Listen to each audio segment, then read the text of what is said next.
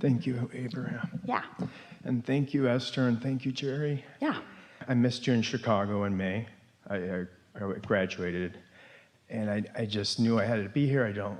I had to be here because I wanted to show my appreciation for all that you've done for me in helping me to know all that I need to be. We don't do anything for you. We just know who you are and hold that steady, and you find it or you don't, and you found it, but it's you, it's what you did. Yes. I had a vision a long time ago, over 10 years ago at this point, of the perfect love of the universe. And it came in the form, a visual form of a mother and a father and the unconditional love of my worthiness. And I just really want to, for our people that have gathered here today, the humans who've gathered here today, I really want to have a rampage of worthiness, appreciation, and joy for us, for all of us. I appreciate you, Abraham, for giving us more knowledge about deliberate creation. I like knowing about the laws of the universe, because in knowing about them, I understand what's going on. I like knowing that I existed before I came into this physical body, because it makes more sense about why I'm here. I like knowing that contrast is a good thing, because it explains all the smucks that are around me.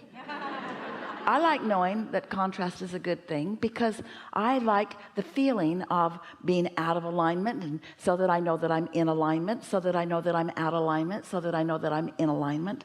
I've enjoyed getting my sea legs, and I like knowing that all of this is there for me to choose. I like knowing that there's a difference between the phase in my life when I'm exploring contrast and finding things that I want and don't want within it, and the difference in vibration between the vibration of asking and the vibration of letting it in. I like knowing that when I'm asking, I'm a different vibration than when I'm letting it in. I like understanding that the question has a different vibration than the answer, and that the problem has a different vibration than the solution.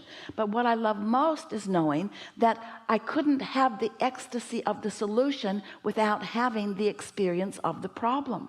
Without a question, without life that causes me to know that there's more and not quite be able to find it, I couldn't feel the satisfaction when I do find it. I love knowing the eternal nature of my being. It makes this moment in time more delicious. Before I understood the eternal nature of my being, then it felt like every moment had to be urgent, because it felt like I needed to be proving something, because I didn't know that I was timeless and endless and eternal. So it felt like I had to just be hard after it all the time, which I think is where struggle and all of that stuff comes from. But now we're speaking from your perspective. Now that I understand that it's about this continual eternal state of becoming, now I can relax and start enjoying more of the moments. It feels so good to be a part of this never-ending, ongoing expansion upward and outward to all that is good.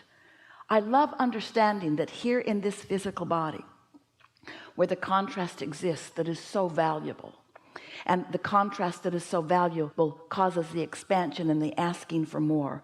I love knowing that when I reemerge into non-physical, that any of that struggle or contrast is left behind, and that what I become and what I singularly then focus upon is all that I've asked for. In other words, the contrast produced the nugget of expansion, and I get it that non-physical is only focused upon that.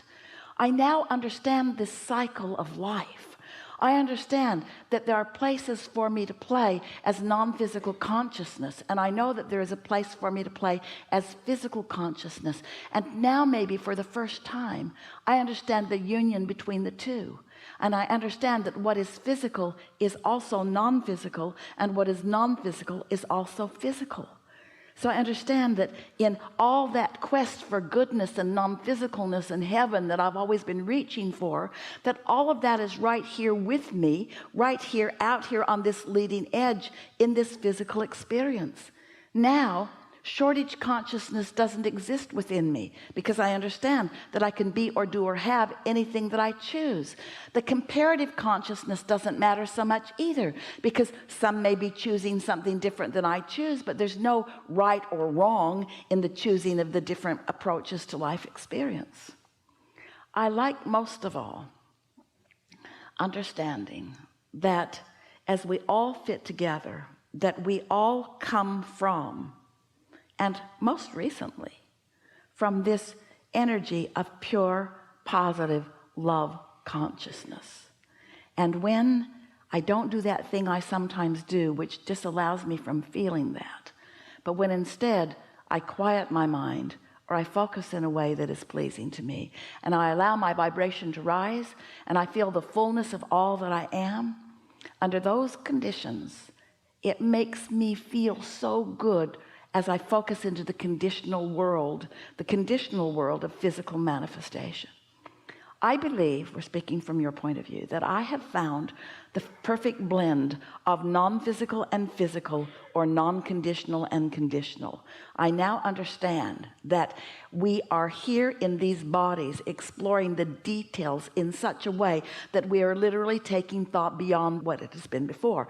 I get it that this time and space with all of its manifestations are as spiritual and as holy and as righteous and as godlike as it can become. I no longer have this feeling that I need to separate the secular physical world from the spiritual non-physical world. I get it that it's all mixed in here together. Most of all, I understand that I'm an extension of source energy in physical form, and that the physicalness of that which I am about is the manifestation of the spirit that is really who I am. I finally get it. Religion is fine. It's not something that I now loathe. I get it that people are trying to find their place in all of this. I just like it that I now understand my eternal place in all of this. I like knowing that Source loves me, and I really, really, really, really, really, really, really like to be loved. But even more, speaking from your perspective, I like to love. I like the feeling of love flowing through me, and I want to be more inner being like, because I know that my inner being doesn't need other humans to be likable in order for them to like them or love them. And that's the thing that I'm working on all day, every day. I'm wanting to flow the love that is natural to me, whether the object of my attention is lovable or not, which means I've accomplished this in two ways. I become a really good selective sifter because I can look around and find lovable things everywhere. But the thing that has served me the most is that I don't need a lovable condition in order to love, because I know how to tap into the energy that is love, whether I'm right now in this red hot minute looking at anything that is that lovable or not, because I understand, here it is. There's step one and there's step three, and step one hardly ever loves, it just asks for it. Step one is really the step where I ask for something to like or love.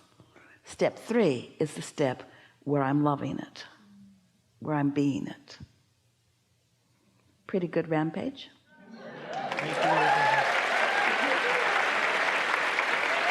We've enjoyed this interaction.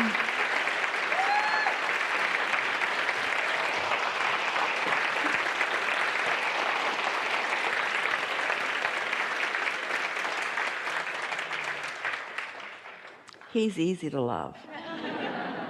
You won't have to work hard at that at all. We've enjoyed this interaction more than any that has come before.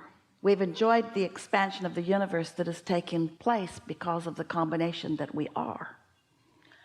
But what we are most buzzing about, and we are buzzing, everybody's talking, is the vibrational clarification that has taken place within you, which will bring evidence to you of what alignment is. In other words, you're about to experience evidence of your newfound leverage. Don't panic. You can handle it. Have fun with it. There is great love here for you. And for now, we are complete.